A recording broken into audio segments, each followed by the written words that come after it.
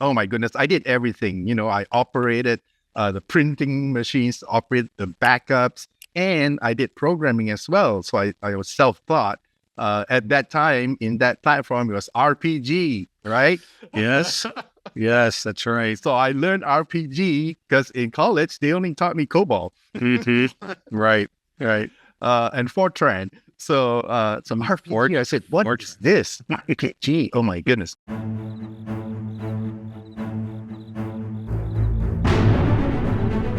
Welcome to the Risk Never Sleeps podcast, in which we learn about the people that are on the front lines delivering and protecting patient care. I'm Ed Gaudet, the host of our program, and today joining us is Patrick Voon, CISO at Loma Linda University Health. Did I get that correct? You sure did. All right. Awesome. So let's start off, Patrick, by telling the listeners a little bit about yourself, your organization, and your role. Yeah, sure. I've been doing IT for a long time, since 86. So that's like, 39 years. I often refer to Don't say that too loud. Yeah. So, Ed, I often refer to myself as a dinosaur, right? Oh, no. But you know what I found is like I'm always constantly learning, right? I am a lifelong learner. I can't stop learning. It's like, give me more, I'll take it in. And so strangely enough, I ended up in an academic medical center, right? So Loma Linda teaches medicine and we practice medicine and we do research on medicine. So a lot of things going on there, but A lot to learn, Patrick. absolutely. And I actually teach a cybersecurity course in healthcare at the university. Yes. Oh, that's great. It's like, and that is one of my passions too. Being a mentor, being a coach, just brings a lot of fulfillment to me to be able to share that, right? Yeah. So anyway, been with Loma Linda for coming on 9 years now. Okay. It's been quite a journey, helping them build and grow and mature their information security program. Very exciting stuff, obviously. And the mission really aligns to my own beliefs, right? And that is, making man whole. That's their mission statement, is to make man whole. It's like, yeah, and we want to do it by teaching the folks to learn medicine, right? To bring healing, and then doing the research to make things better, right?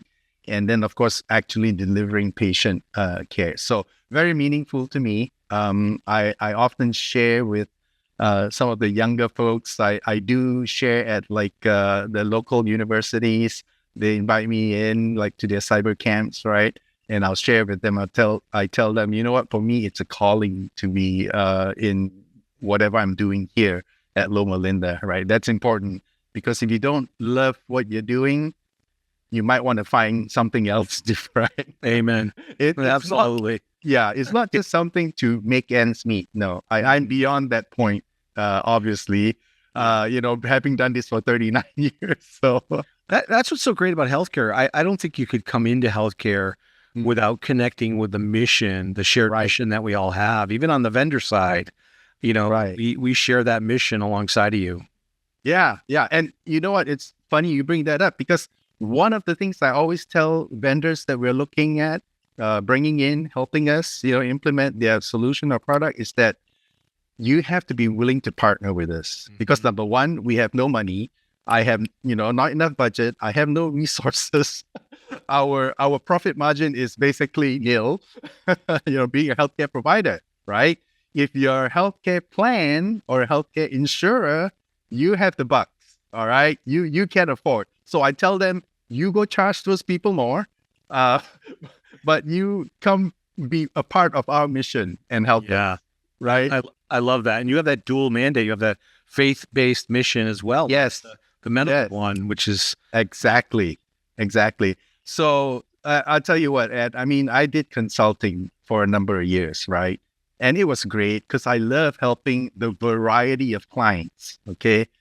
But at the end of the day, it's like, I can't do this business development and sales stuff anymore and deliver services, right, to my customers at the quality that I expect from myself, that my customers expect from me.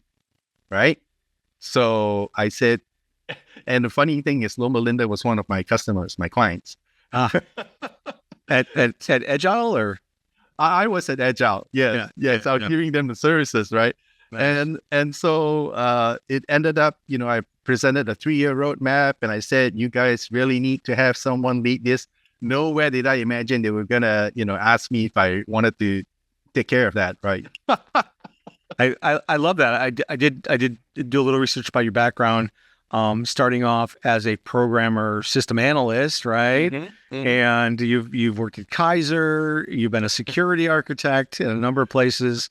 Yeah. You were audit manager at Alaska Airlines, director at Agile, as we talked about, and now Loma Linda. Given that very diverse background, how has that prepared you for the current role you're in? So little did I know I would even end up in cybersecurity, right? Right. But here's the funny thing. My dad, as I was growing up, he always had this saying, and I didn't know it's really going to apply so much, right? He said, an ounce of prevention is worth more than a pound of cure. Mm-hmm. That made so much sense. Mm-hmm. But of course, when I was little, it's like an ounce. Okay, a pound. Obviously, I want the pound, right? The pound is heavier and more. Why would I want an ounce? So I didn't really first grasp it in my younger years. But then as I grew up, it's like, prevention is better than going to try to fix things that are already broken. That's right. So anyway, little did I know, but that kind of, to me, it was so important to at least understand the basics of IT, right? My first job, I ran the whole data center. I was the data center. Wow.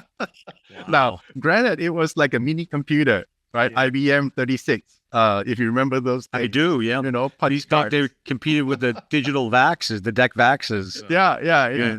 So that's how I started. It's like, okay, this is an opportunity. Didn't pay great, but it's like, hey, I have a job, right?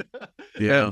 And I'm learning. So this was right out of graduating from college, right? Mm-hmm. So, but that's where I learned a lot. It was like, oh my goodness, I did everything. I operated the printing machines, operated the backups, and I did programming as well. So I was self-taught. At that time, in that platform, it was RPG, right? Yes. Yes, that's right. So I learned RPG because in college, they only taught me COBOL. Mm-hmm. Right. And Fortran. So RPG, I said, what is this? RPG. Oh my goodness. But anyway, once you have the concept, you pick it up. Right. So I was writing all kinds of programs for them, custom programs for them. So it was very fun. It was a very fun first job. It's like very thankful, very grateful for the experience. I also provided, like at that time, not that many PCs, workstations, right? Most of them were dumb terminals. But in the accounting department, they needed a PC, right? And just to do the spreadsheets and whatnot. So I also provided like desktop support. Right? I was the help desk. That's so great. With those dot matrix printers, right? Yes, exactly. Hey, remember that the printer's jammed again. Oh.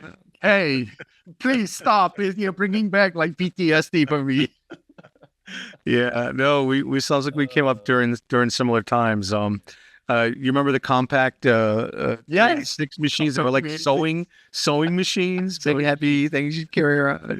Yeah. So anyway, all that to say, it was like you need very good foundational type of knowledge and experience to get into security, right? Because you need to understand the full universe of what an IT environment is all about and services that you provide to your business, right? So it's not just about technology, but it really is about the people, the process, and then the technology. Yeah. Now you got a lot going on at the hospital, at the health system. You've got a children's hospital going up, right? Going to be opening next year, I think. They're building like a new wing or something, but we had just opened a completely new hospital tower And yeah, that was a lot of work. Yeah, it's Nice. called the campus like transformation project, right? Yeah. Yeah, that took a lot of IT work. Yeah, Are you an Epic shop or? we are. Yeah. Yeah. Okay. So you probably have a. Yeah. Did you build a tower for Epic employees at one point? Like, were you that early in the Epic? No. We were in Epic. If I'm not mistaken, like 2012 or 2013. Oh yeah, you were fairly early then. Yeah, you. Way before I was there. Yeah. Yeah, but Very cool. yeah. And is that a back? I have to ask. Is that a background shot of a place in Loma Linda or? No. So I actually live in the Pacific Northwest, just outside of Seattle. So yeah, Gotta say, yeah. backyard. Yes. Oh, that's beautiful. That's beautiful because you're in San Bernardino Riverside area, right?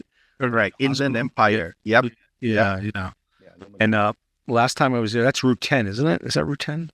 10. Yes. 10, That's yeah, right yeah. across. Yeah, Yep. yeah. So I Go was to there. Vegas. Yeah, on the way to Vegas. Yeah. So I was at Indio, which is the Coachella Fairgrounds. Yeah. Back in Yeah. 2016, and Okay. a friend of mine, we rented Indian Chief motorcycles, and we're headed on 10 to go to Joshua Tree.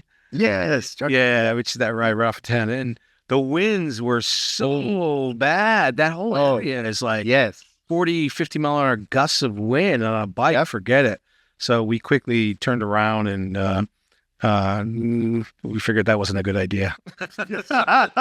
Wise. Yeah. But whenever I think of Route 10, I always think about that trip. And so, tell me about the core, a couple of your core strategic initiatives over the next 12, 24 months that you. Yeah, sure.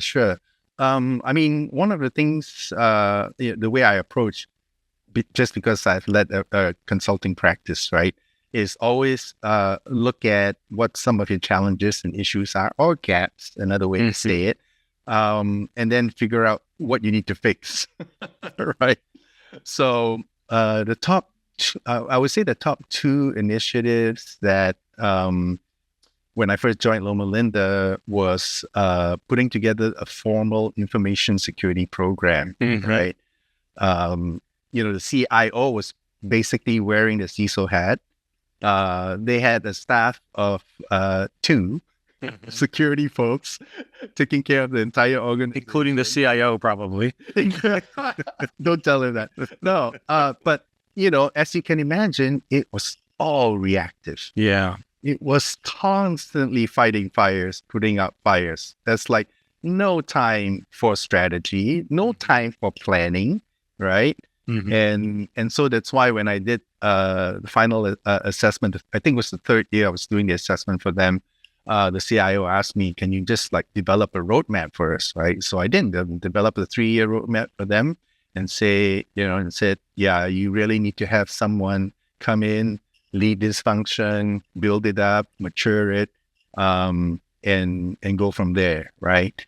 And so I presented it to their board, and so the board said, yes, absolutely, we can't spend enough on cybersecurity. Wow, I was so happy to hear that as a consultant. And they hired you. And then they hired me. Yeah. So it's like, you come do it. Yeah, that's You're going to propose this, you come do it. That's great. So anyway, and at that time, it was just the right timing because it's like, I did not want to move anymore. And I traveled a lot. So it's like, yeah, I can handle, the travel back and forth. It's at least within the same time zone. So is it like 2.5 hours trip for you? Yeah, about 2.5. Yeah, I fly into Ontario, which they always tell us, we are going to prepare for landing like way in advance. It's because of the winds. Yes. Yeah. Yeah. I'm telling you that it's like a wind tunnel. It's funny. Like we're on the bikes, and I remember looking up at the mountain range there because you're kind of driving into the mountain range, right? And you see this cluster of turbine windmills. Yeah. And it's like, wow, why would they put them all there? And then you take a right and you realize why they're all there because of the wind tunnel that you just went into. Yes. Anyway, yeah.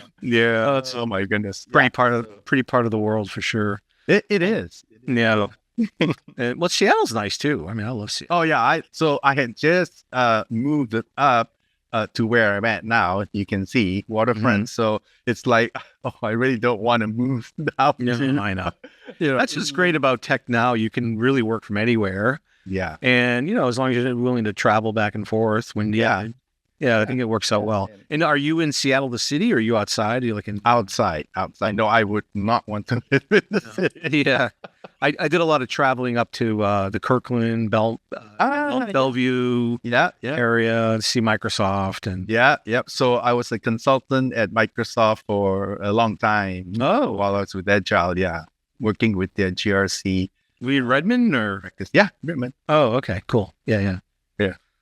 So you probably went to the Kirkland sushi place there, that little strip mall sushi place. You ever? Yeah. Kirkland sushi. Yeah. I saw Steve Ballmer there, and I think it was his sister. Oh, yeah. They're eating sushi one night. Oh. Yeah. No, great eateries around the area. Oh, so many great restaurants. Outside of healthcare, I think you sort of answered this already, but outside of healthcare, your current job, what would you be doing? What are you most passionate about? You have any hobbies or? Well, to be honest, it's family. Yeah. To me, that's the most important thing. I have 4 kids. They're all adults. I have 4 grandkids. Oh yeah. The joy of my life.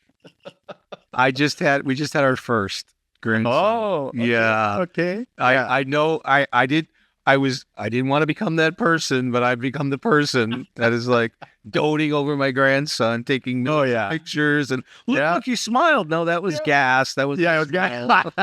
It's like, what? Who am I? Who have I become? Yeah, but it was so much fun. Yeah. But I do love the outdoors. That's why I enjoy being where I'm at, right? I can just throw the kayak in the water and I'm out there and I'm paddling away. It's like, oh my goodness. That's so nice. Oh, what a feeling, right? And hiking, things like that. And I'm a musician. My entire family. Oh, here we go. Now we're play an instrument or sing. Yes. I'm not going to say that I'm a singer, but my wife has an angelic voice. Oh, I love that. She is a singer. Yes. That's how we met. Really? Right. Yeah. That's how we like what, in a band together? Yep, in a band. Yeah. Really? Yeah. So what types of music? We're jumping ahead of the agenda, but let's... Oh, I'm sorry. No, that's good. I love it. What types of music? Let's go to the music question. So started up, growing up, my dad was always into classical music. So I was into classical music. And then, of course, teenager, it was the disco years, man. It's like, all right, Earth, Wind, and Fire. Gloria. Yeah. Nice. So the 70s and the 80s, right? But I really have kind of a mix, so to speak. And then obviously when I first came to the States, I wasn't born in the States, if you haven't figured that out by my terrible accent. I wouldn't notice that. I wouldn't know that.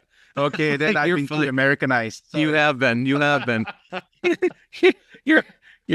Your culture is crying.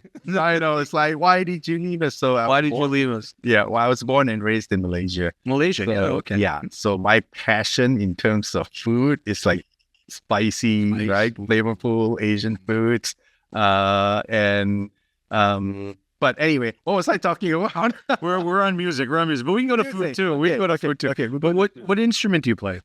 So I started off trained classically in piano.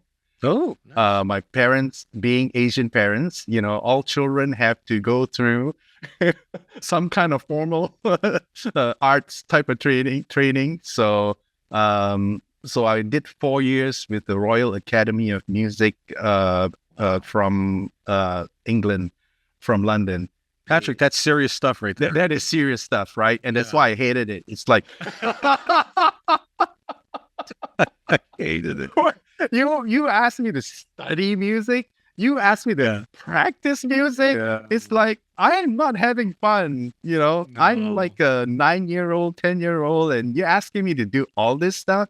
So finally, I did 4 years, and then I told my parents, I said, please, enough torture. because I mean, you had to sit for exams, right? Theory Yes. and practical. You have to sit for both exams, and it's nerve-wracking, Ed. It's nerve-wracking.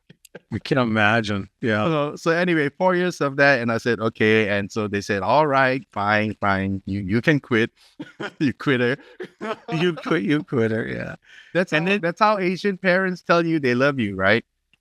That's how all parents tell you they love you, by the way. I just got yelled at by my children for that today. So, so what did you do with the piano? Did you go into rock or jazz, or did you apply it anyway? Or Yeah, so I had the fundamentals 4 years, which actually was pretty advanced. I mean, I could play like really, high-end classical pieces by memory.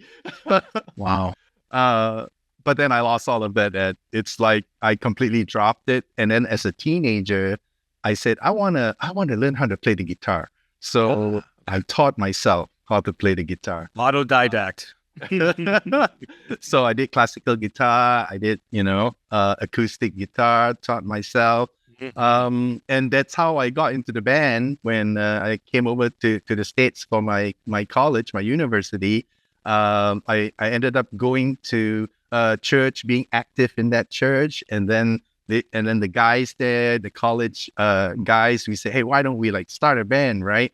And so we did. And then we figured out none of us can sing. That's so great. That's exactly how bands get started. We can play instruments fine, but we could not sing. That's how the Grateful Dead got started. They're like, okay, which one of us can sing? And Pigpen goes, oh, maybe me, I'll sing. And okay, all right. he became the front man for the group early on. So I mean, I was the one they picked that, basically had to sing, right? And I said, no, I don't really sing that well. I mean, I'm being honest with myself. And so we said, well, do we know anybody that, has like a really good voice that can be our lead singer?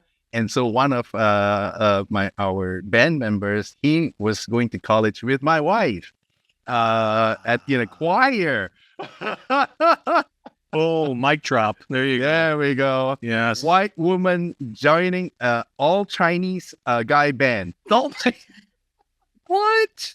She's as white as white can be, right? What was the name of the band? We called ourselves Reality. Oh. Okay. Reality. Yeah, let's be real, okay? That's so good. I love it. Yeah, and the funny thing about that is it was based on a song that I wrote and composed called Reality. And so we went with it. We called ourselves Reality. I love it. We had a blast. Yeah, we had a blast. And then, of course, ended up my wife, I asked her to marry me. She's like, okay. During a concert or after one of our practices. Really? Oh, yeah. Right. Nice. That's so. It's funny how long have you been married? 39 years. Yes. 30. Next year will be our big 40. That's incredible. We're 35 this year, so it's awesome. That's incredible. Well, congratulations to your family and everything. That's a great story. All right, so you go back in time and you could see your 20-year-old self. What would you tell him? Yeah, I think the first thing that comes to mind is really don't be shy, right? Don't be scared of trying new things. And back then, I would say I always had a fear of failure.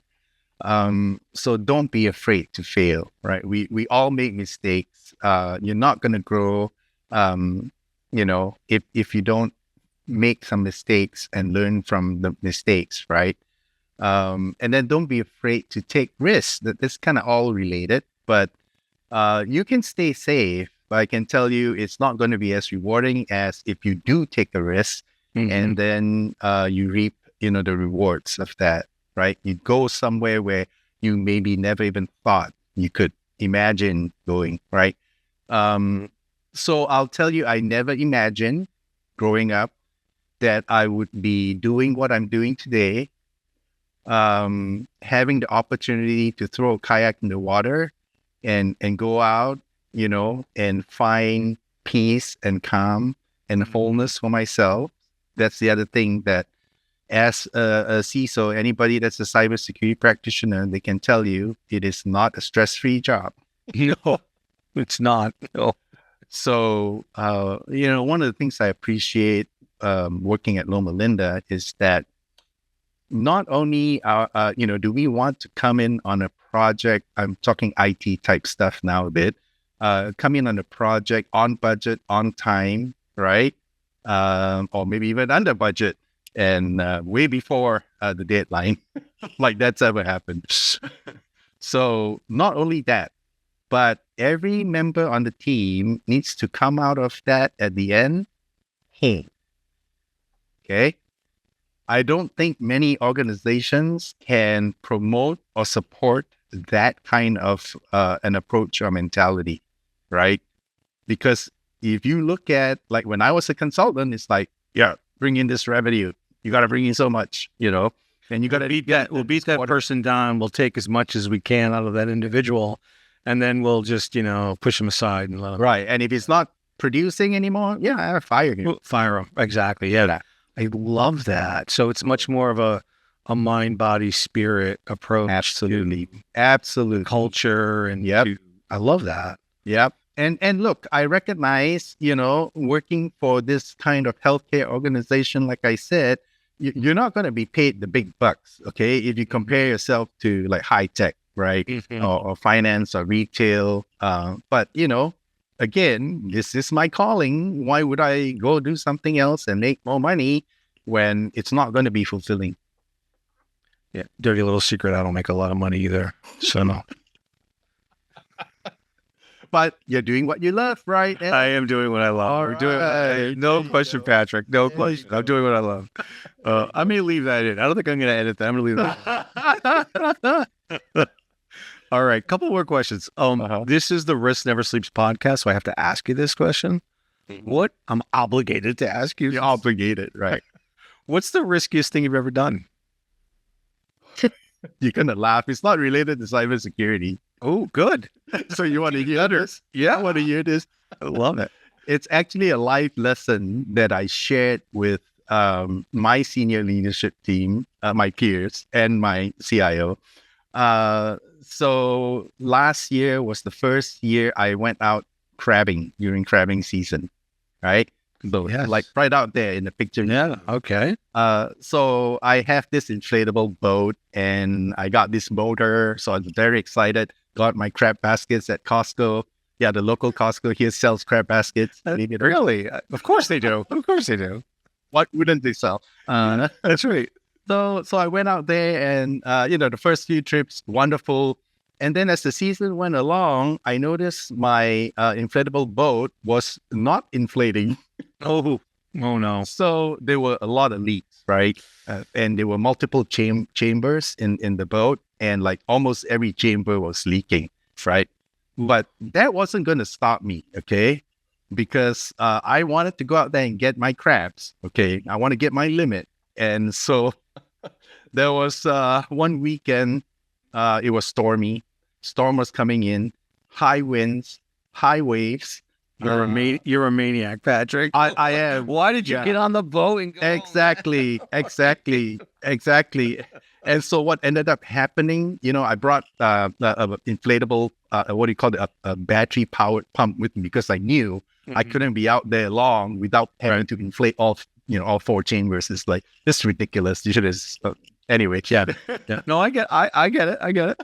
So I wanted to get the most value, right? So this is about risk management. Okay. It's right. Like, do I have the equipment? Can I do it well? Go out there and come back safe. And my assessment was, it's going to be risky, but I'm going to do this. I want to be able to drop my baskets and then the next day go pick it up, right? To haul in my huge crabs, Dungeness crabs. So that's a reward.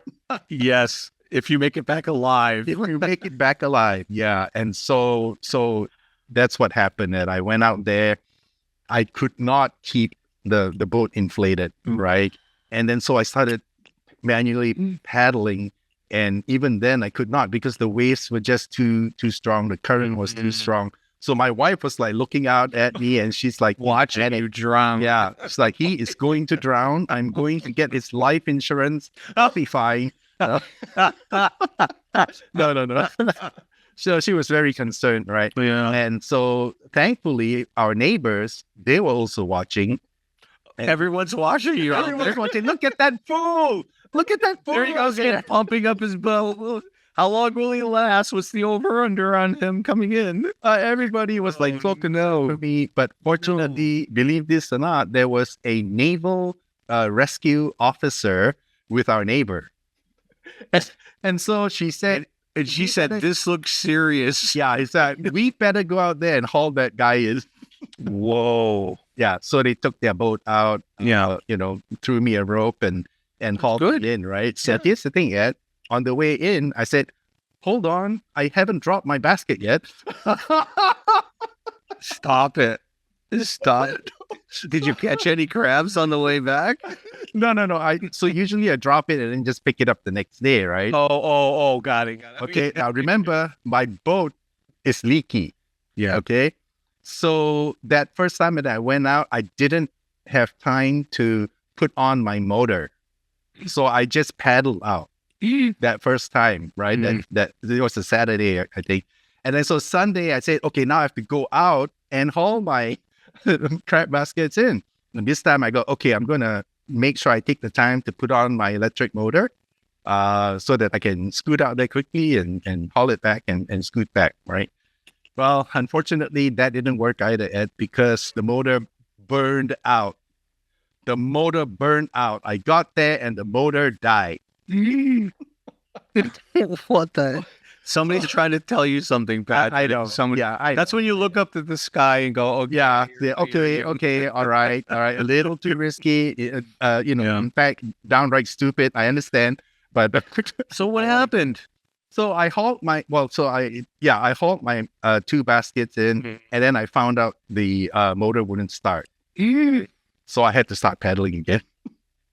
As you're sinking slowly. As I'm sinking, because I'm trying to inflate, right? All 4 chambers anyway. It's like the Homer Simpson back into the bushes, sinking into. I tell you, yeah, I was so embarrassed because now the other neighbor on the other side of me saw what was going on. They too. Yeah, they too. So the other neighbor, because the first neighbor probably said, let him drown. Yes. He hasn't learned so far. So anyway, the other neighbor was kind enough. He went out with his boat and hauled me back in. So that's a great. Thank you for sharing that. Yeah, all of that to say, I only caught like 1 crab out of that boat. But what a lesson! What a lesson! What a lesson, listeners! This is an awesome lesson. Do not get into a leaky boat and look for crabs. Exactly. Yeah. Get something reliable. You got to have the reliable tools and equipment, right? There you go. That's right. Reliable. You need to be able to be resilient. Exactly. Right? That's what I talked about. It's like, yes, not resilient enough. Yes. Your continuity plan failed. Yep. I said, so now you had to go to your recovery plan. Exactly. Yeah. And that failed too. Ooh, manual padding. No, you can only last so long. You are in trouble, my friend. I am. Okay. So, okay, real quickly. Yeah. What happened? The next day, I asked my wife, hey, what happened to the boat, honey? I was going to give it away to people who wants to maybe patch it, Yeah. She said, look in the garbage can. She ripped it up. She sliced it apart and she threw it away. Yeah. So I was like, okay, thank you. Love this woman. Sounds like the woman I married. Sounds like the woman that my wife Diane would do the same thing. Yeah, would take charge. She's like, you're not going out there again, you idiot. Yeah, because we're stupid. Like we're idiots. Like we are. Yeah. I am. I'll be the first to admit it. I am. I do stupid things. So I guess maybe I'll go back to the 20-year-old and say, well, don't do too many risky things. Never get in a boat that's leaky and look for crap. What? Well, I'm 20 years old. What are you talking about? Okay, I'm going to ask you this question. I think you already answered it, but I'm going to ask it. Share a fun fact about you that many may not know. Clearly, this is one of them. Right? Yeah, it is. I was part of a senior volleyball team when I was in Portland with Kaiser. we participated in the Nike World Masters game, Whoa. and our team won bronze. Outdoor volleyball. Really? That's a fun fact for you. That's so incredible. Not only am I a musician, I'm an athlete too, okay? which many people cannot say. You're either a musician or an athlete. You're never both, right? Oh, that's so good. So that's one fun fact, yeah. Yeah. All right. So here we go with music one more time. You're on a desert island. You could bring 5 albums with you because you're old enough to know what an album is. No greatest hits. No greatest hits. What would they be? I definitely would do my Earth, Wind, and Fire. Yeah, I love music. September or Yeah, a whole nice. bunch of them, right? Nice. Yeah, that album. And then, but lately, it's more, as I've aged, it's more calming instrumental music, and it's more contemporary, what they call smooth jazz. So one of my favorite artists, his name is Huge Groove. If you haven't listened to his music, oh my goodness. What's his name? Huge? Huge. EUGE. Huge. Oh. Groove. GROOVE. Oh, I'll check it out. Yeah. Great saxophonist. I love jazz. Yeah. I love Watch him jazz. perform live. Oh, he's that? Oh, really? Okay. So he's contemporary. Yeah. Yeah. Okay. Jazz. Yep. Nice. Okay. You're going to bring one of those records? Yeah. I mean, oldies and goodies too, like, my wife gets so mad at me. I love the Bee Gees too. Are you kidding me? I love the Bee Gees. Yeah, Bee Gees, ABBA, I love the Bee Gees. Oh my goodness. Yeah. These are great. There's so many great songs that nobody hated.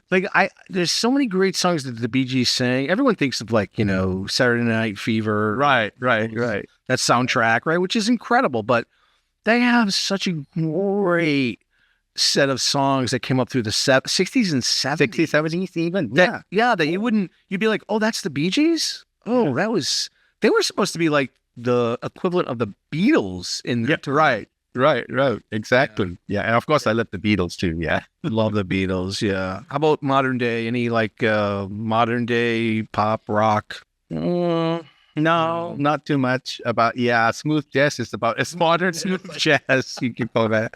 Okay, you know what? I do love great vocals. So like John Legend. Oh yeah. Whitney Houston, she was the greatest. Oh my goodness. Whitney Houston. What a troubled soul though. Yeah. And that beautiful voice. Yeah. Her voice. Oh yeah. Talk about angelic, right? Yep, exactly. Yeah.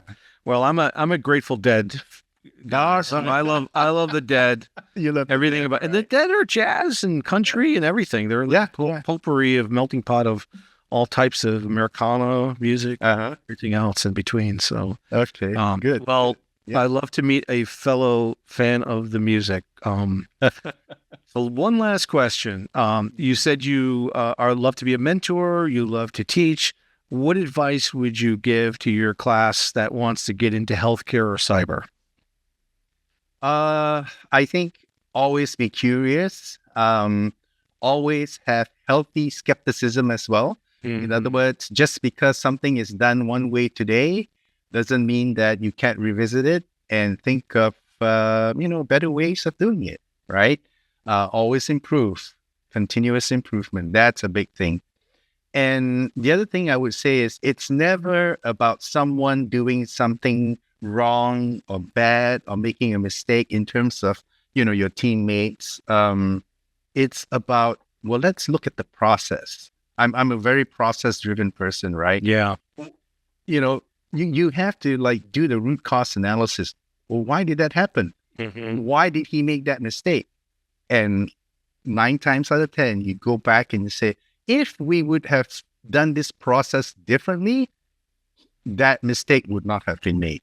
Mm-hmm. So it's not really that person, right? It's your process that was broken. Yes. Everybody against the process. I love that. Fix the process. That's why I say it's not just about technology, right? It's people and process. And yes, that holy trinity, right? Of transformation, right? Each one of those things has to inform the other to make progress in a meaningful way. Yeah, absolutely. Yep. I love that. All right. Well, Patrick, thank you for joining the program today. It's been a pleasure having you on. This is Ed Gaudet from the Risk Never Sleeps podcast. And if you're on the front lines protecting patient safety and delivering patient care, remember to stay vigilant because risk never sleeps.